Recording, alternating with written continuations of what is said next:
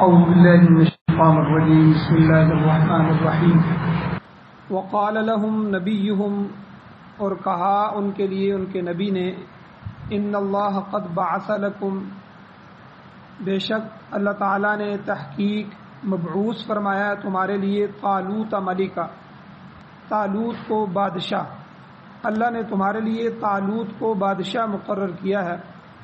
قالوا، وہ کہنے لگے، انا یکون لہ الملک علینا، کہ ہم پر اس کی حکومت کیسے ہوگی، ونحن احق بالملک منہ، حالانکہ ہم اس سے حکومت کے زیادہ مستحق ہیں۔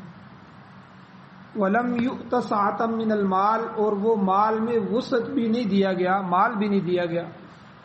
قال، پیغمبر نے کہا کہ ان اللہ اصطفاہ علیکم، پہلی بات تو یہ ہے کہ اللہ تعالیٰ نے اس کا انتخاب کیا ہے، اللہ نے اس کو چنا ہے تمہارے اوپر۔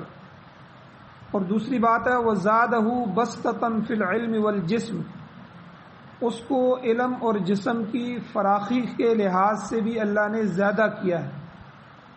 واللہ یؤتی ملکہ من یشاء، اور اللہ تعالیٰ جس کو چاہتے ہیں اپنی بادشاہت عطا فرماتے ہیں۔ واللہ واسع علیم، اللہ تعالیٰ وسعت والے ہیں اور علم والے۔ وقال لهم نبیہم، اور کہا ان کے لیے ان کے نبی نے، ان آیت ملکہ، اس کی بادشاہت کی نشانی یہ ہوگی کہ ان یأتیکم التابوت، ایک تابوت آئے گا تمہارے پاس، فی سکینۃ، اس میں تمہارے رب کی طرف سے دل کی تسلی کی چیزیں ہوں گی، اور وبقیۃ مما ترک آل موسیٰ و آل ہارون، اور کچھ بچی ہوئی چیزیں ہوں گی جن کو موسیٰ اور ہارون علیہ السلام کی اولاد نے چھوڑا۔ تحملہ الملائکہ، اس کو فرشتے اٹھائے ہوئے ہوں گے، فرشتے اس کو لے کے آئیں گے۔ ان فی ذلک لآیۃ لکم ان کنتم مؤمنین، بے شک اس بات میں البتہ نشانی ہے تمہارے لیے اگر تم ایمان والے۔ سورہ بقرہ کی 2 آیات 247 اور 248 نمبر کل کے درس میں بھی بیان ہوئی، آدھا درس اس کا کل بیان ہوا، آج درس کا دوسرا حصہ ہے۔ کل کے درس کا خلاصہ یہ ہے کہ حضرت موسیٰ علیہ السلام کے پاس بنی اسرائیل کے لوگ آئے اور دشمنوں نے ان کے علاقوں پر قبضہ کر لیا تھا، ان کے بچوں کو غلام، عورتوں کو لونڈیاں بنا لیا۔ تو انہوں نے نبی وقت جو تھے حضرت سموائیل علیہ السلام، ان سے عرض کیا ہمارے لیے کوئی بادشاہ مقرر کریں جن کے ماتحت ہم دشمن سے لڑائی کریں، جنگ کریں اور جہاد کر کے ہم اپنے کھوئے ہوئے علاقے بھی لیں، اپنے بیوی بچوں کو بھی آزاد کروائیں۔ تو پیغمبر نے ان کو سمجھایا کہ دیکھو جہاد کوئی ایسی چیز نہیں ہے، اگر جہاد فرض ہو گیا تو تم جو ہے جہاد نہیں کر سکو گے۔ انہوں نے کہا کہ ایسے کس طرح ہیں، ہم تو جہاد کریں گے۔ تو وقال لهم نبیہم، ان کے نبی نے ان کو کہا کہ ان اللہ قد بعث لکم طالوت ملک، اچھا پھر طالوت کو اللہ نے تمہارا بادشاہ مقرر کر دیا ہے، اب اس کی سرکردگی میں تم تنظیم قائم کرو، دشمن سے جہاد کرو۔ اب پھر حجتیں کرنے لگے۔ بنی اسرائیل بڑی حجتوں والی قوم ہے، موسیٰ علیہ السلام سے انہوں نے حجت بازی کی، آگے سے جواب دینا اور بیچ میں سے کیڑے نکالنا، علتیں نکالنا۔ اور حضور علیہ السلام نے فرمایا میری امت بھی جو ہے یہود کے پیچھے اسی طرح چلے گی جس طرح قدم کے پیچھے قدم رکھا جاتا ہے۔ تو ہمارے ہاں بھی بعض لوگوں کی عادت ہوتی ہے دین کی باتوں میں جو ہے وہ کیڑے نکالتے ہیں، یہ کیوں ہوا، اللہ نے یہ حکم کیوں دیا، اللہ نے مرد کی اتنی وراثت مقرر کی ہے، عورت کے ساتھ ایسا کیوں کیا، اس کی آدھی کیوں مقرر کی ہے، فلاں کیوں ہو گیا ہے۔ تو یعنی یہ کیوں اور کب اور کیسے اور یہ جو جملے ہیں یہ سارے کیڑے نکالنے والے۔ ہاں عام طور پر میری آپ کی جو بات ہو رہی ہو اس میں تو بندہ پوچھ سکتا ہے کہ بھئی یہ آپ مجھے کیوں کہہ رہے ہیں، تو لیکن اللہ کا جو حکم آ جائے تو اس میں پوچھنے کی ضرورت نہیں۔ تو یہاں انہوں نے کہا کہ قالوا انا یکون لہ الملک علینا، وہ ہمارا بادشاہ کیسے ہو سکتا ہے، وہ غریب ہے، کمزور حیثیت کا مالک ہے، کہ ہمارا بادشاہ بننے کا اہل نہیں ہے۔ ونحن احق بالملک منہ، حالانکہ ہم زیادہ حقدار ہیں اس سے کہ ہم میں سے کوئی بادشاہ بنے، امیروں میں سے۔ تو دلیل انہوں نے یہ دی کہ ولم یؤت سعۃ من المال، اس کو مال کی وسعت نہیں دی گئی. امیر ہوتا، کوئی مالدار ہوتا، کوئی عزت والا ہوتا، کوئی ادھر معاشرے میں اس کو پہچانتا ہوتا، تب جو ہم کہتے کہ چلو یہ بادشاہ ہو. تو اس کے اندر یہ صلاحیت نہیں ہے. تو میں نے کل بیان کیا تھا کہ جو امراء ہوتے ہیں، لبرل اور آزاد قسم کے جو لوگ ہوتے ہیں، یا معاشرے کے جو امیر اسودہ حال لوگ ہوتے ہیں، ہمیشہ جو بھی کسی نبی نے نبوت کا دعویٰ کیا انہوں نے اس پر اعتراض کیا. حضور علیہ السلام کو بھی انہوں نے کہا تھا کہ وقالوا لولا نزل هذا القرآن على رجل من القريتين عظیم، ان دو بڑی بستیوں میں سے کسی آدمی کو نبوت کے لیے کیوں نہیں چنا گیا، قرآن کے لیے کیوں نہیں چنا گیا، کیوں نہیں نازل کیا گیا یہ قرآن ان دو بڑی بستیوں میں سے، یعنی طائف میں سے اور دوسری بڑی بستی میں سے کسی بڑے آدمی پر. یعنی حضور کو جو یتیم تھے ان کو نبی بنانا تھا. یعنی اس طرح کے اعتراضات یہ کرتے رہے. تو بہرحال امیر کی خصوصیات یہاں قرآن مجید نے پھر بیان فرمائی کہ امارت کے لیے مالدار ہونا کافی نہیں ہے، بلکہ اللہ تعالیٰ کے ہاں اس کے کچھ اصول مقرر ہیں جس کی بنا پر کسی شخص کو امارت کے عہدے پر فائز کیا جاتا ہے. سب سے پہلی بات اللہ نے یہاں فرمائی، قال، پیغمبر نے کہا، ان اللہ اصطفاہ علیکم، کہ اس شخص کا انتخاب میں نے نہیں کیا یا تم نے نہیں کیا، بلکہ اللہ نے اس کو چنا ہے تمہارے اوپر. اللہ کے انتخاب کے اوپر انگلیاں اٹھاتے ہو، اشارے کرتے ہو. جب اللہ کا انتخاب ہو جائے تو پھر کسی کے ذاتی اختلاف کو دخل نہیں ہونا چاہیے. اسی لیے کہتے ہیں کہ پیغمبر جو ہوتے ہیں نبی، وہ سب کے سب مصطفین الاخیار، اللہ کے پسندیدہ چناؤ ہوتا ہے. اللہ خود چنتے ہیں پیغمبر کے لیے. باقی جو صحابہ ہیں یا نبوت ہے، جو اولیاء ہیں، نبوت اور صحابیت جو ہے یہ تو اللہ نے انتخاب فرمایا ہے. حضور علیہ السلام کو منتخب فرمایا، پھر حضور کے لیے صحابہ کا بھی انتخاب فرمایا. اس کے علاوہ جتنے بھی عالم بننا، ولی بننا، اللہ کے قریب ہونے کے لیے مجاہدے کرنا، یہ تو آدمی جتنا مجاہدہ کرے گا، اپنے نفس کے اوپر محنت کرے گا اور نفسانیت کو چھوڑے گا اور آخرت کی فکر میں لگ جائے گا، جتنی محنت کرے گا، ریاضت کرے گا، اتنا ہی اللہ کے قریب ہوگا. تو یہ مشکل نہیں ہے ولی بننا. لیکن نبی جو ہے یہ تو اللہ کی طرف سے انتخاب ہوتا ہے. اور یہاں نبی موجود تھے اور انہوں نے آ کے امیر مانگا تو اللہ نے خود ان کے لیے امیر کو منتخب فرمایا. تو اس لیے پہلی بات یہاں فرمائی کہ اللہ کے انتخاب پر جو ہے انگلیاں نہ اٹھاؤ. اور دوسری بات یہ ہے کہ وَزَادَهُ بَسْطَةً فِي الْعِلْمِ وَالْجِسْمِ، اللہ نے اسے علم اور جسم میں وسعت عطا فرمائی. علم بھی کون سا؟ سیاسی علم. سیاست کا علم ہر بندہ نہیں جان سکتا، ہر عالم بھی نہیں جانتا. اس لیے سیاسیات جو ہیں یہ اللہ نے ان کو عطا فرمائی. اور پھر جو ہے جسم بھی اللہ نے عطا فرمایا ہے، تندرست، توانا اور جو ہے صحت مند آدمی ہے. تو یہ دونوں شرطیں امیر کے لیے ضروری ہیں. تو اللہ کی چاہت ہوتی ہے، اللہ چاہے تو حضرت بلال کو حضور علیہ السلام کی غلامی کے لیے قبول فرمائے، اور نہ چاہے تو چچا ہے، گھر کے اندر ہے، ابو لہب ہے، اللہ اس کو ٹھکرا دے اور حضور کا دشمن بن جائے. اور اللہ چاہے تو غریبوں کو ہدایت دے دے اور امیروں کو ہدایت سے محروم کر دے. تو اسی طرح ہوا حضور کے زمانے میں، غریب لوگ زیادہ ایمان لائے، اور جو بڑے بڑے تھے، ابو لہب، ابو جہل، یہ جو سردار تھے، مالدار لوگ تھے، اللہ نے ان سے جو ہے جب انہوں نے ہدایت کی طرف توجہ نہیں کی تو اللہ نے ان کو ہدایت سے محروم رکھا. اور اللہ چاہے تو غلاموں کو چن لے. دیکھیں کتنے غلام حضور کے جو ہے غلام بن گئے، لیکن جو آزاد لوگ تھے ان کو توجہ ہی نہ ہوئی. تو اس لیے یہ اللہ کا انتخاب ہوتا ہے، اللہ جس کو چاہتے ہیں. تو اس لیے یہاں بھی طالوت کو تمہارے لیے منتخب کیا گیا. اور مولانا عبید اللہ سندھی رحمۃ اللہ علیہ اس آیت کی تفسیر میں فرماتے ہیں کہ جو لوگ عزت اور آبرو کی زندگی بسر کرنا چاہتے ہیں انہیں چاہیے کہ ملک کا نظام ایسے ہاتھوں میں دے جو اللہ کا قانون نافذ کر سکے. اور یہ کام وہی لوگ کر سکتے ہیں جو خود ایماندار ہوں، عادل ہوں. ہماری حکومتیں بھی آواز لگاتی ہیں نا، صادق اور امین ہو، صادق اور امین ہو.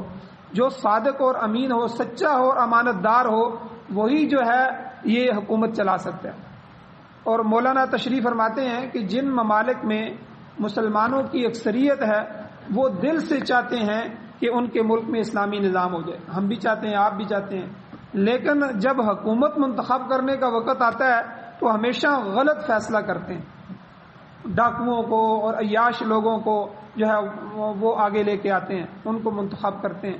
تو مولانا کہتے ہیں، مولانا عبید اللہ سندھی رحمۃ اللہ علیہ، کہ چناؤ کرتے ہوئے اس آدمی کو چنو جو کتاب اللہ کا عالم ہو اور حضور علیہ الصلاۃ والسلام کی سنت اور خلفائے راشدین کے دور کو سب سے زیادہ جاننے والا۔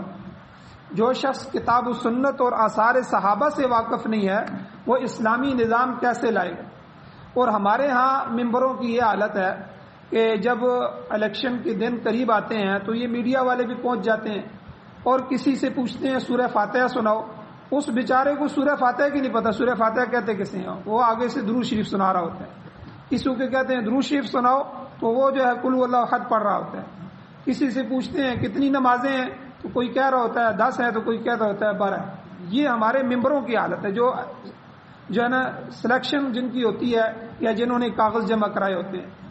تو یعنی ایسے لوگوں کا انتخاب کون کرتا ہے؟ ہم خود کرتے ہیں۔ جب ہم کرتے ہیں تو پھر یہ ظالم جب ہمارے اوپر بیٹھتے ہیں پھر ہم چیختے ہیں کہ ہمارے جو ہے حقوق کھا گئے ہیں، مہنگائی ہو گئی ہے، ہم پر ظلم ہو گیا ہے، اور جو ہے یہ ہو گیا وہ ہو گیا ہے۔ تو اس لیے مولانا عبید اللہ سندھی رحمۃ اللہ علیہ فرماتے ہیں کہ اسلامی نظام وہی آدمی لائے گا جو قومی مفاد پر ذاتی مفاد کو قربان کر دے، اس کے دل میں خدا کا خوف ہو، آخرت میں محاسبے کا ڈر ہو۔ صرف ایسے لوگ ہی اللہ کا قانون جاری کر سکتے ہیں۔ تو بہرحال یہ مولانا عبید اللہ سندھی رحمۃ اللہ علیہ یہ کون ہے، میں آپ کو تھوڑا سا تعارف کروا دیتا ہوں۔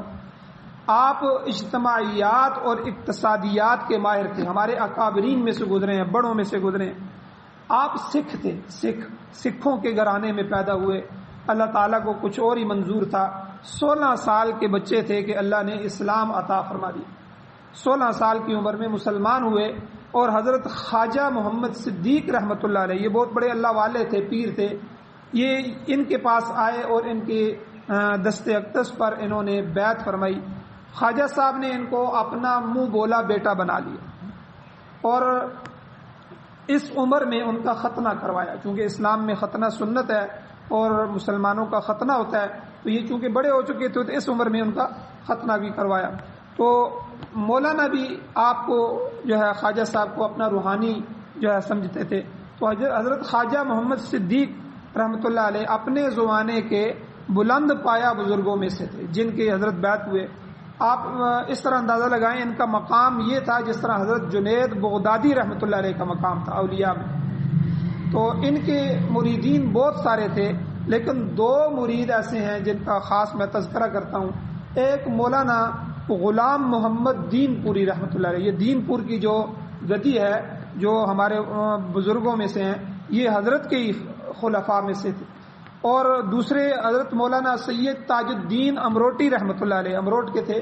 تو یہ اتنے بڑے بزرگ گزرے ہیں کہ انگریز کو اور قادیانیوں کو انہوں نے جو ہے آگ لگا دی ہے۔ تو ختم نبوت کے محاذ تھے، اور حضرت اللہ شاہ بخاری رحمۃ اللہ علیہ یہ بڑے حضرات تھے، ان کے ساتھ مل کر انہوں نے، یہ علمی آدمی تھے، بڑی اونچی نسبت تھی ان کو، تو اس لیے جو ہے یہ دونوں حضرات جو ہے یہ انہی کے مریدین میں تھے۔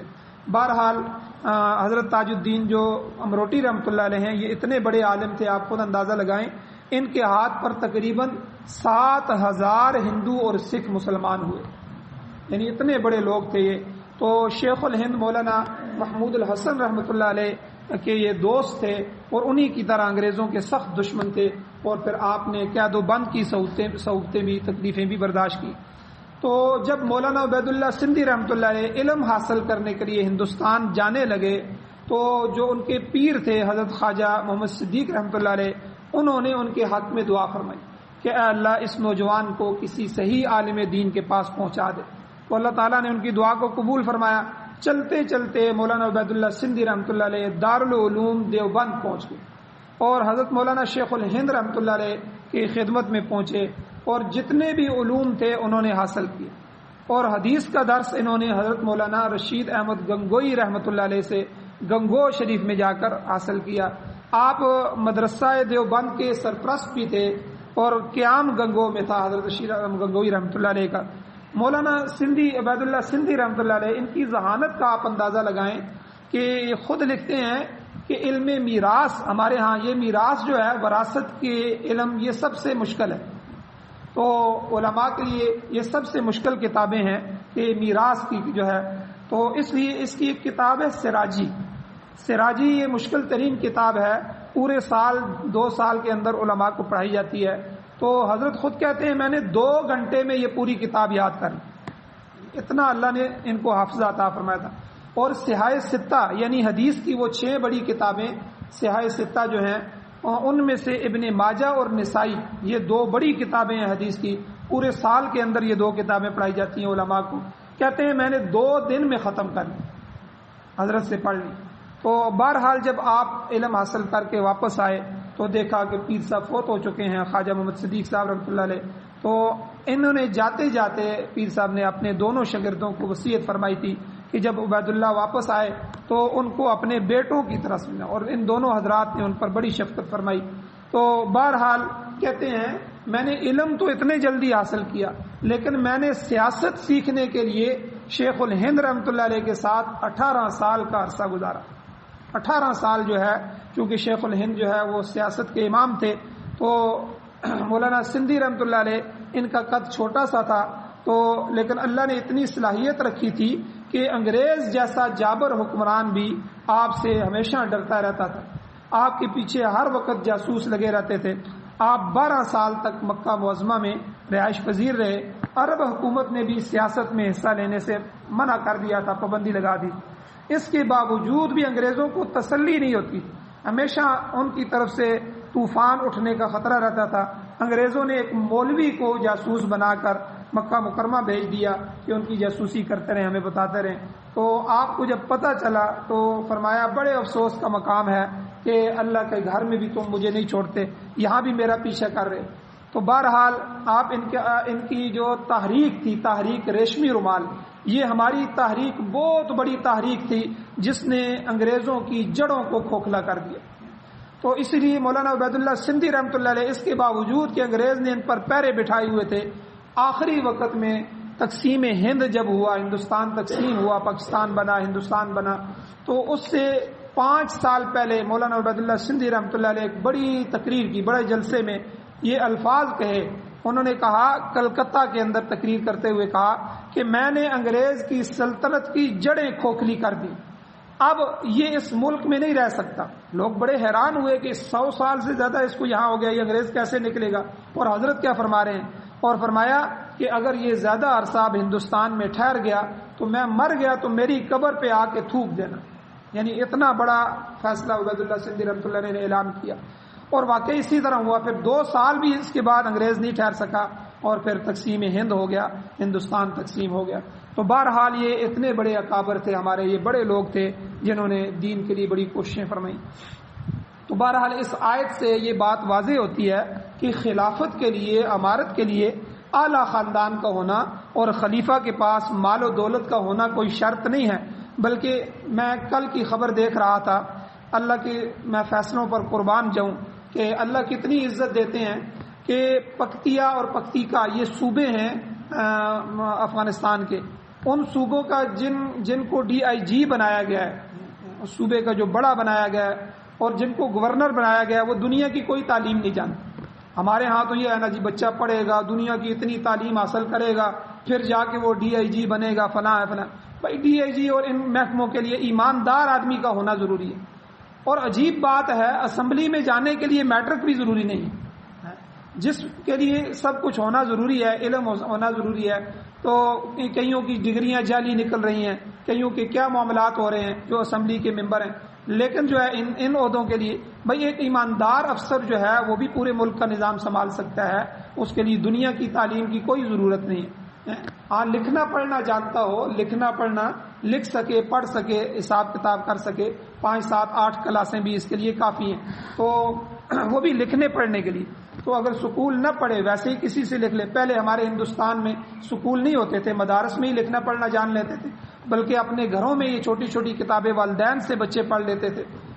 تو اس لیے جو ہے لکھنا پڑھنا جانتا ہو تو اللہ جل شان اس کو. تو یہاں بھی اللہ نے یہ شرط فرمائی کہ خلیفہ کے پاس اعلیٰ خاندان اور مال و دولت ہونا ضروری نہیں ہے. جو تم طالوت پر اعتراض کر رہے ہو, بلکہ خلیفہ کی جو صفات ہیں وہ کیا ہے کہ علم اور صحت کے لحاظ سے دوسروں سے بہتر ہو، اور یہ دونوں صفات جو ہیں اللہ نے جو ہے اس میں رکھی ہیں۔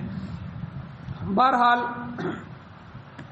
آگے اللہ فرماتے ہیں واللہ یؤتی ملکہ من یشاء، اللہ تعالیٰ جسے چاہتے ہیں اپنا ملک عطا فرماتے ہیں، تو یہ اللہ کا ملک ہے، اللہ کی بادشاہت ہے، اللہ جسے چاہتے ہیں دے دیتے ہیں۔ واللہ واسع علیم، اللہ تعالیٰ وسعت والا ہے اور علم والا ہے، وہ جس کو بادشاہی دیتا ہے اس کو مال و دولت سے بھی نواز سکتا ہے، جس کے اندر خود اس نے صلاحیت رکھی ہے اس کو امیر بنا دیتا ہے، یہ سب کچھ اس کے علم میں۔ آپ دیکھیں حضور علیہ الصلوۃ والسلام امی تھے، حضور کا لقب ہی امی تھا، جو ہے ان پڑھ، پڑھے لکھے نہیں تھے، تو اللہ نے حضور بنا دیا، دونوں جہان کا سردار بنا دیا۔ کتنے پڑھے لکھے آگے حضور کے غلام بن گئے، وہ سارے کے سارے جو کاتب تھے، جو حضور کے سامنے بیٹھ کے وہی لکھنے والے تھے، امیر معاویہ رضی اللہ تعالیٰ عنہ اور اسی طرح دوسرے صحابہ، یہ پڑھے لکھے صحابہ میں شمار ہوتے تھے، لکھ لیتے تھے، تو یہ سارے کے سارے لکھے بڑے آگے حضور کے غلام بن رہے۔ تو یہی حضور کا سب سے بڑا معجزہ تھا کہ حضور پڑھے لکھے نہیں تھے، اس کے باوجود ایک ایسی کتاب لے کے آئے کہ بڑے بڑے پڑھے ہوئے پورا عرب جو اپنے آپ کو پڑھا ہوا سمجھتے تھے تو وہ اس قرآن کی مثل لانے سے عاجز ہو۔ یہی قرآن کا سب سے بڑا معجزہ ہے۔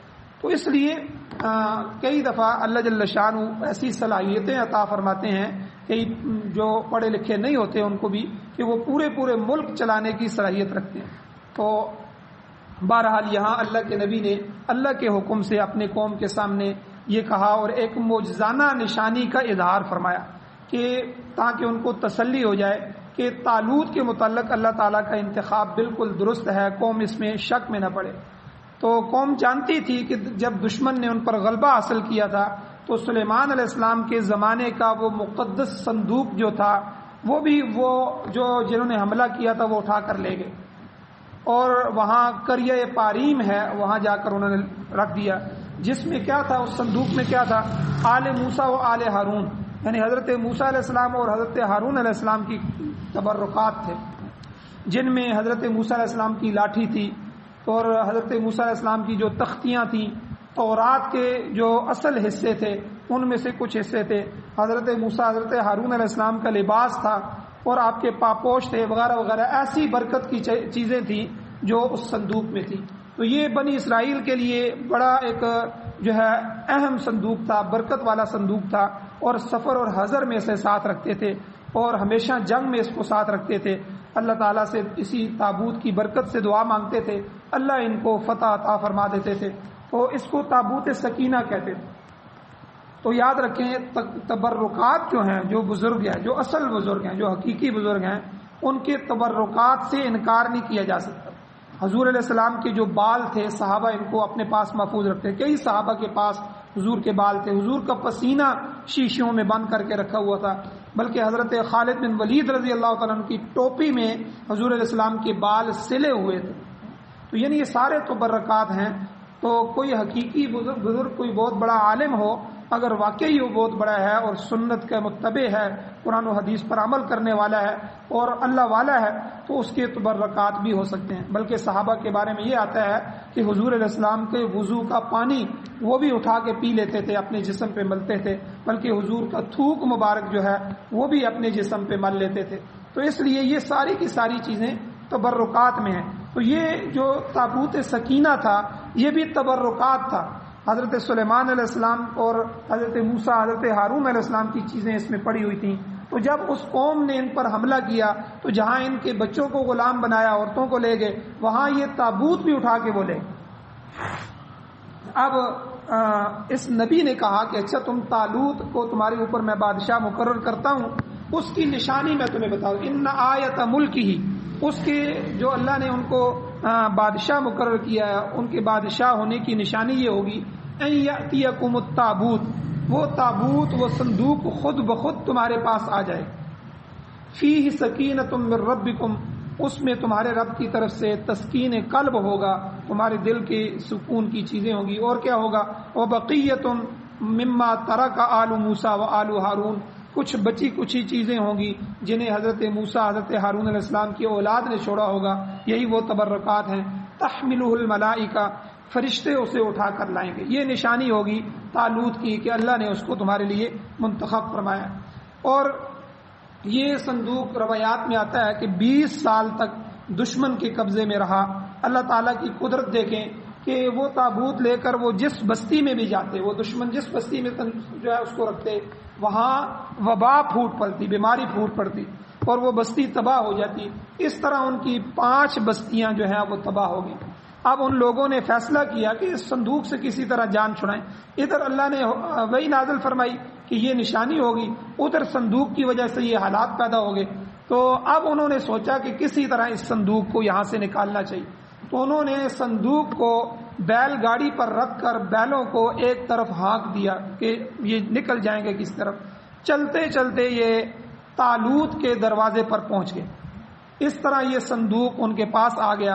امام شاہ ولی اللہ محدث دہلوی رحمۃ اللہ علیہ فرماتے ہیں کہ یہ صندوق اگرچہ بظاہر بیل گاڑی پر آیا تھا، مگر اللہ کے حکم کے مطابق اسے فرشتے لائے تھے جو عام لوگوں کو نظر نہیں آ رہے تھے۔ انہوں نے تو چھوڑ دیا تھا، اب فرشتے ان کو ہانک کر لا رہے تھے اور انہوں نے ہی بیلوں کو طالوت کے دروازے پر لا کر کھڑا کر دیا، کیونکہ فرشتے جو ہیں دنیا میں کسی کو نظر نہیں آ سکتے۔ ٹھیک ہے، دنیا میں اگر نظر آ جائیں تو انسان جو ہے وہ تباہ ہو جائیں ان کی حالت کو دیکھ کے، تو اس لیے موت کے وقت ہی فرشتہ نظر آ سکتا ہے۔ تو وہ فرشتے جو ہیں ان بیلوں کو ہانک رہے تھے۔ آگے اللہ نے آخر میں فرمایا ان فی ذلک لآیۃ لکم، اس میں تمہارے لیے نشانیاں ہیں، ان کنتم مؤمنین، اگر تمہیں یقین ہے، ایمان ہے۔ تو ان نشانیوں کو دیکھ کر بنی اسرائیل نے طالوت کے بادشاہ مقرر ہونے پر جو ہے وہ مطمئن ہو گئے۔ چنانچہ قوم نے ان کی سرکردگی میں جہاد کرنے کا عزم کر لیا، ارادہ کر لیا۔ اب اللہ کا نبی جو تھے سموئیل علیہ السلام وہ بھی موجود تھے اور طالوت بادشاہ بھی موجود تھا، چنانچہ وہ دشمن سے جنگ کرنے کے لیے نکلے، جس کا مکمل تذکرہ انشاءاللہ اگلے درس میں آ رہا ہے۔ انشاءاللہ اس کو کل کے درس میں بیان کیا جائے گا۔ اللہ جل شانہ سے دعا ہے اللہ ہمیں عمل کی توفیق عطا فرمائے۔ آمین۔ الحمدللہ رب العالمین والعاقبۃ للمتقین والصلاة والسلام علی رسولہ النبی الأمی الکریم۔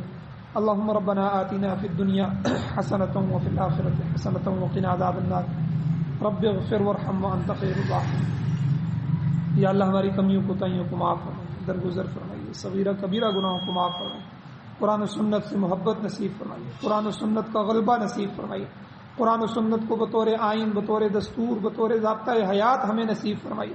یا اللہ پوری دنیا کے باطل نظاموں کو ختم فرمائیے، اپنے نظام کو پوری دنیا میں غالب فرمائیے۔ یا اللہ ہماری اولادوں اور نسلوں کو اس نظام کی غلبیت کے لیے اور اس نظام کو قرآن و سنت کو نافذ کرنے کے لیے قبول فرمائیے۔ یا اللہ مظلوموں کی مدد نصرت فرمائیے۔ یا اللہ مقروضوں کے قرضوں کے پورا کرنے کے اسباب پیدا فرمائیے۔ یا اللہ جو بیمار ہیں ان کو شفا عطا فرمائیے، جو ایمان کی حالت سے اس دنیا سے جا چکے ہیں ان سب کی بخشش فرمائیے۔ یا اللہ ہم سب کو بھی قبر حشر آخرت کی تیاری نصیب فرمائیے، خاتمہ ایمان پر فرمائیے۔ صلی اللہ تعالی علی خیر خلقہ محمد وآلہ وصحبہ اجمعین برحمتک یا